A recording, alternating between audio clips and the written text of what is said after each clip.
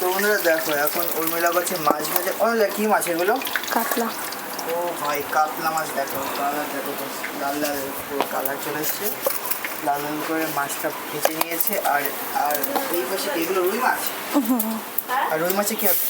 আলু দিয়ে মাছ দিয়ে তরকারি। দেখো এই যে রুই মাছ, এই পাশে কাতলা মাছ ভাজা হয়ে গেছে। ভালো লাগলে লাইক কমেন্ট শেয়ার করুন।